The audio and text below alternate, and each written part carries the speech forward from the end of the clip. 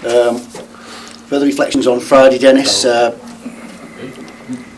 confidence thing, where does it come, where does it go, who knows? That's how we spoke about it. Yeah. It was a very, very poor performance across the board. We started a little bit softer on the ruck, which we talked about not being. We thought that, I think it was one of those where you could see people looking around waiting for somebody to do something and inspire the team, and like I say, where does that come from? Confidence in your own ability, and we just stopped doing those little things for each other that made us strong at the beginning of the year, like just protecting each other, covering each other, working hard to get wins back when we were struggling going backwards. And Warrington did a great job. They came out on the back of 2 below average performances for them, and they responded, and we knew what was coming. We spoke in the week, don't be surprised about what rolls out in that first 10-15 minutes. Go out, go after it, and come over the top of it. A little bit Hull-esque really. We knew what was the physical battle was going to be, and this time we didn't respond. And even when we got back to 12-6, it didn't look like we were fluent in what we were trying to do. We looked a little bit tentative with the ball. I think that was down to their control of the ruck, their aggressive line speed, just their energy. We had lots of energy throughout the game. Like I said, I think Chris Hill only plays 35 minutes, but he punches enough holes in us now to give them the opportunity, so we don't have to play for the rest of the game. So he's pretty happy with his contribution he's made to give them the foothold in the game.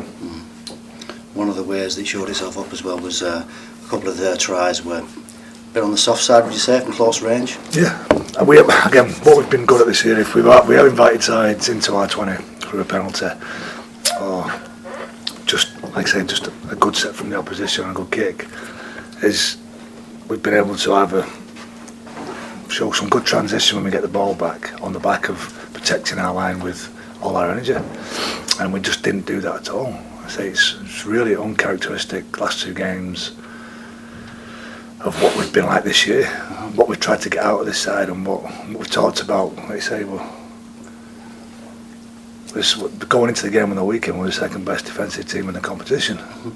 And it looked like we were one of the worst on Friday night. And that's, like I say, you got to dig deep inside the players and find out where's that come from.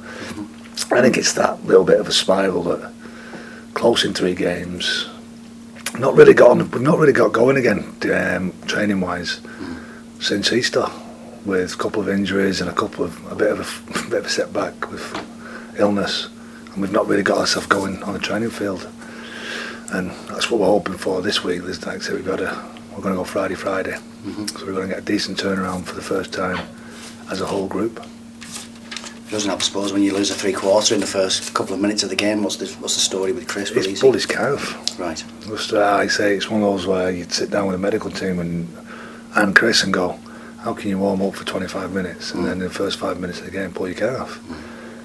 It's just he took a whack real quickly in the first couple of minutes on his back of his Achilles. It's changed the way he runs a little bit, and it's like so. I say he can't. Like I said, there's lots of reasons why. And all those sequence of events that cause Chris his calf just to give a bit of a tug. It's not as bad as we first thought after the game. Got a scan. It'll be a couple of weeks, and that's the same with Kevin as well. And Kev came off with first just looked like a twisted ankle, but as he's come into the change rooms, it's ballooned. It's looked pretty bad. It's been pretty loose, and then we sent him off for some scans, and at this moment in time though, the feedback from those is pretty positive, but we're sending him to see another specialist that we've used before, and we'll get the definite hopefully in the next today sometime or later on tomorrow. But I presume they're not going to be right for They Friday, won't be figuring on Friday, no. Both of them won't figure Friday. Is Tom Gilmore right after No, this? he's dislocated his shoulder, he's having an operation, he won't play for 16 weeks.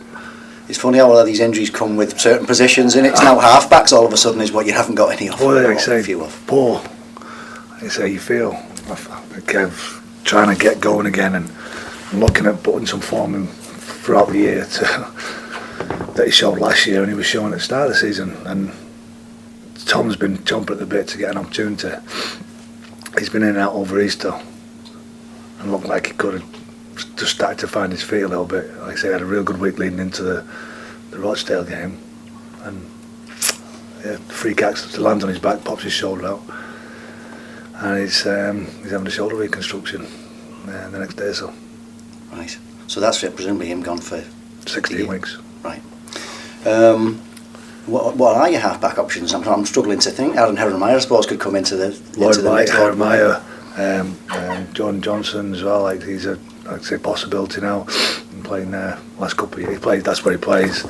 Played there against Rochdale. And yeah, that's our option. The options are in the fact that we have got some options, but it's one of those where we probably have to change a little bit the way we look and the way we play, because the thing that was so fluent at the beginning of the year was the fact that both our halfbacks had worked hard throughout the pre-season. We hadn't had any problems. We came to the start of the year flying, and both of them hardly came out of a training session. We're constant in the team, and it showed. And then basically since we beat Wigan, Kev gets injured, Tom comes in without doing any training, we get close against St Helens without really playing well with the ball again. Catalans is one of those games where you could have fallen out of the way with 10 minutes to go, and since then we've not really got going again in any kind of consistent selection or play. And that's down now to the next few weeks and what we do as a coaching team, and try and get that confidence back into them, get them moving in the right direction again, simplify things down a touch, and start getting some runs back on the board. Wakefield this week, and they had a loss this weekend, but leading into that they'd been sweeping all before them, hadn't they? So difficult to know what to expect really from them. I think they've come out of a bit of a dark time with the end of last year and the start of this year, and Chris Jester's just put some light back into them, hasn't he? Give them a little bit of. They've got some real good players. Tupu and Arona are good players. You know, Scott Moore's a decent number 9. They're both the halfbacks, Finn, and I think it's Miller are dangerous with the ball in hand and got good kicking games. So you know you're in for a challenge, and what Chris Jester's done is give them a little bit of self-belief. They're playing a lot more with the ball. The movement of the ball and the shape's pretty good. It's got some confidence in themselves, like I say. Hopefully that's been knocked out of them by Hull a little bit, but like I say, we've got to concentrate on ourselves. Like I say, we'll have a look at Wakefield and know what they're doing, but I think what lies within us is getting that confidence back and doing the little things really well for each other that we'd done at the beginning of the year. And on the back of that, that's when we started to really grow as a team. You're at home again, but your last 2 performances here have been poor. Be good to get the fans back on side. Well, last 3 performances, I don't think our last 3 games at home have been very average. I say we defended pretty well against St Helens, but from that moment on, we've not played with any kind of, it's a hard word to say, but any kind of real steel in us, really. We've got effort and we're lacking a bit of energy, but it doesn't look like we're, like to our supporters, I suppose, are watching it, and what they usually see here is a side that fights trying to win a game for them. And I'm not saying that that's not in us, I just haven't seen it. It's there, but we haven't seen it come through, and the opposition have got us so easily over those 2 weeks, over those 3 games. Like I say, the Cass game and the Warrington game, you can sit back and say that we're 18 points up, we're never really going against Warrington, but the St Helens performance with the ball again, we've not really played well at home in these last 3 appearances. I think that's something we've got to put right. And we've got to, like I say, they've been fantastic, the supporters here the last few years.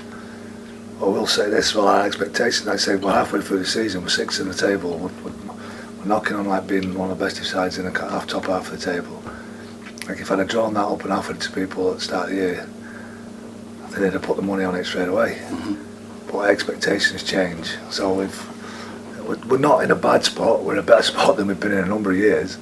We've got to get moving again. Our good start gave us a little bit of a buffer.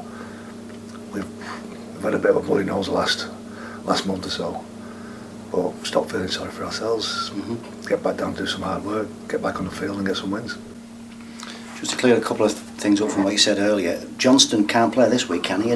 Or can he? If he wants to select No, I don't think so. I said we're looking at protocol. I think he is available Friday. But it's Friday, with it being Friday night, but we're still looking through the medical stuff, we're getting some advice. And it'll all come down to the protocol that the doctors put in. So if he does get to the point where I think Friday is his last day of his 2 week, or I think it's about 12 to 14 days after the concussion that he suffered at Rochdale. That's the protocol for under 19s player. It does what it comes out on Friday. It's Friday. Is it Friday afternoon? Is it Friday? Right.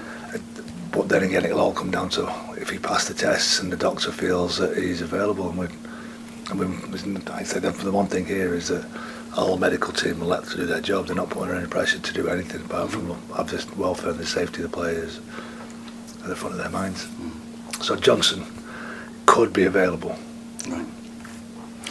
Can you just, last week you were talking about Alex Gerrard has probably gone for the season. I'll be saying that he's gone for the season. Yes, I said he's gone.